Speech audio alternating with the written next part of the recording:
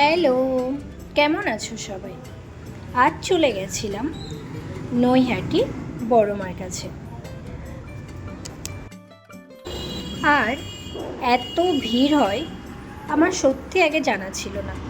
যদিও এর আগে কিছু কিছু ভিডিও দেখেছি, কিন্তু এবার নিজের চোখে দেখলাম প্রচুর ভিড়, প্রচুর ভিড়। বড় মার কাছে আসা এটা আমার থার্ড টাইম। এর আগে যখন এসেছিলাম তখন স্টেশন থেকে বড় মার যে মন্দির সেটা ভীষণ কাছে, 5 মিনিটের হাঁটা রাস্তা। কিন্তু এই পুজোর সময় রাস্তাটা ঘুরিয়ে ঘুরিয়ে নিয়ে গিয়ে প্রায় 20-25 মিনিটের হাঁটা রাস্তা গঙ্গার পাশ দিয়ে। কিন্তু ভিড়ের জন্য সেটা 20-25 মিনিট হয় না, সেটা ঘন্টার পর ঘন্টা হয়ে যায়। তারপর রাস্তায় যেতে যেতে রাস্তার সাইড দিয়ে এরকম বেশ কিছু প্যান্ডেল করেছিল, খুব সুন্দর। যদিও প্যান্ডেলের ভেতরে আমরা যাইনি, কারণ অনেকটা লেট হয়ে যাবে বলে।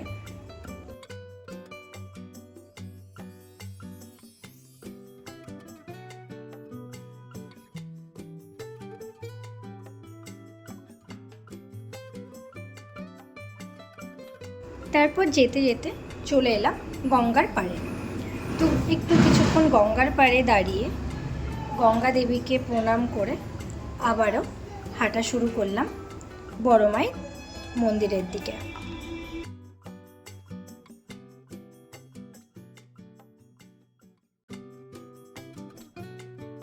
এবার তোমরা দেখতে পাবে রাস্তায় চলতে চলতে রাস্তার সাইড দিয়ে এরকম সুন্দর মায়ের প্রতিমা।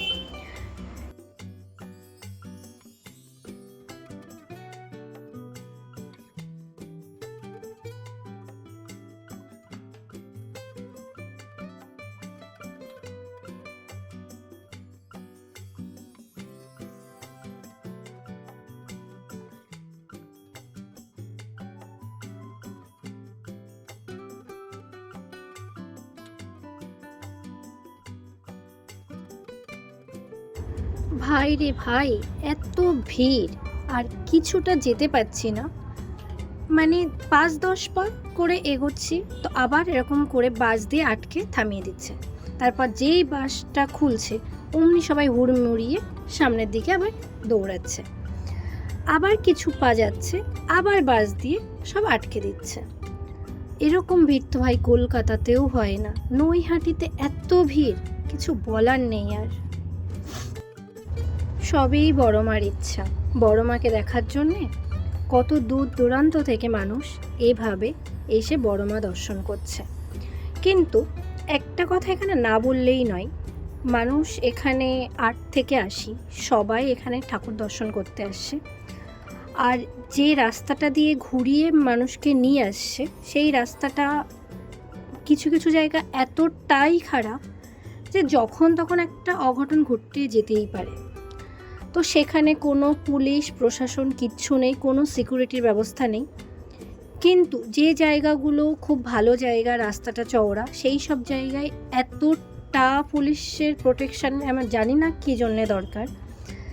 তারপর এত কষ্ট করে মানুষ ঘন্টার পর ঘন্টা লাইন দিয়ে যেভাবে বড় মাকে দেখার জন্যে যাচ্ছে, বড় মাকে দেখতে গিয়ে মানুষ মানে বাঁশি বাজানো ঠেলায় সেখানে আর মানুষ দাঁড়াতেই পাচ্ছে না।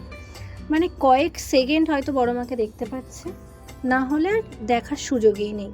মানে খুবই খুবই খুবই বাজে অবস্থা, বিশেষ করে এখন সেলিব্রিটিদের জন্য।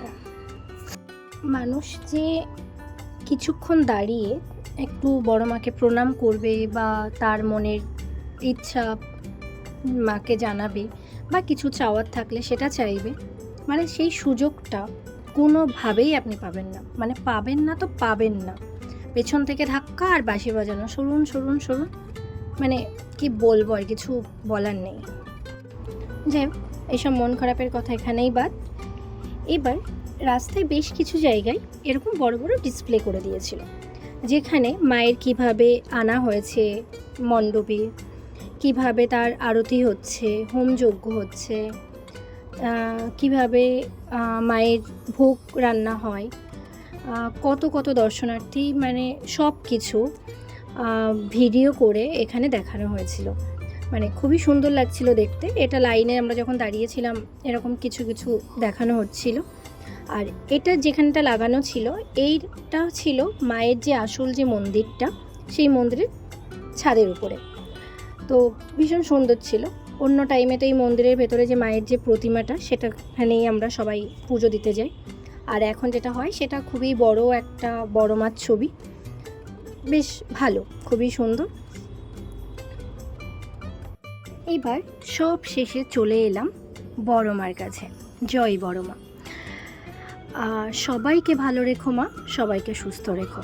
ওই যে দূরে দেখতে পাচ্ছেন বড় মার প্রতিমাটা, এটাই হলো আমাদের সবার প্রিয় বড় মা।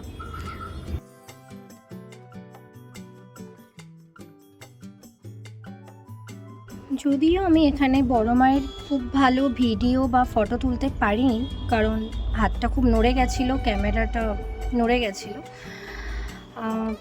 মানে সবই ধাক্কাধাক্কি গুতোগুতির জন্যে খুব একটা ভালো আমার ভিডিওটা হয়নি। অনেক কষ্টে অনেক অপেক্ষার অবসান হলো, বড় মাকে দেখা পেলাম। বড় মায়ের কাছে একটাই চাওয়ার, সবাইকে সুস্থ রেখো, সবাইকে ভালো রেখো, সবার সব মনের কামনা পূরণ করো, আর তুমিও ভালো থেকো বড় মা।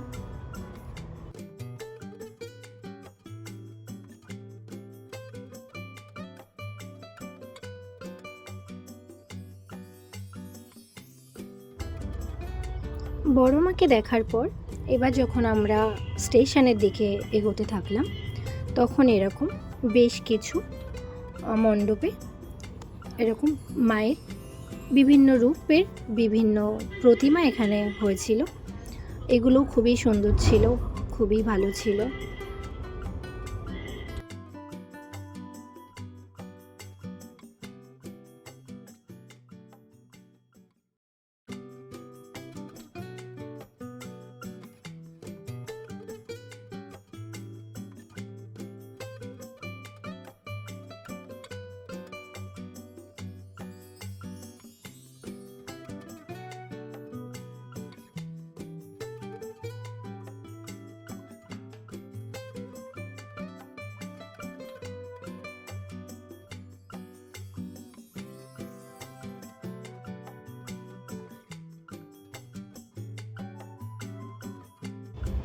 এবার ধরলাম বাড়ির পথ।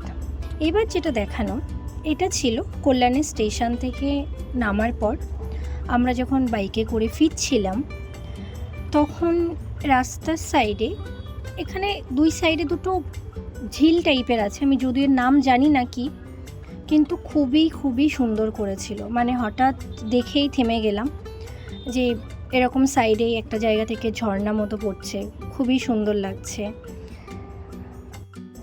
ভীষণ ভীষণ একটা ইউনিক জিনিস, মানে খুবই ভালো, খুবই ভালো। এই জায়গাটা এত সুন্দর করে সাজিয়েছিল, মানে ভিডিওতে অতটাও ভালো হয়তো লাগছে না, কিন্তু সামনে থেকে দেখলে খুবই সুন্দর। মানে না দেখলে বোঝানো যাবে না যে জায়গাটা এত সুন্দর করেছিল। তারপর জলের মধ্যে লাইন দিয়ে রেখেছিল প্রদীপ, সেটাও খুব ইউনিক লেগেছে আমার কাছে, কারণ আমি যদিও এটা খুব মানে ফার্স্ট টাইম দেখেছি। ভীষণ সুন্দর, ভীষণ সুন্দর। এটা আমাদের কল্যাণীতে করেছিল। আজকের মতো আমাদের পুজো দেখা শেষ। এটা আমাদের ছিল শেষ প্যান্ডেল, শেষ পুজো দেখা এই বছরের মতো। সবাইকে টাটা, বাই বাই, সবাই ভালো থেকো।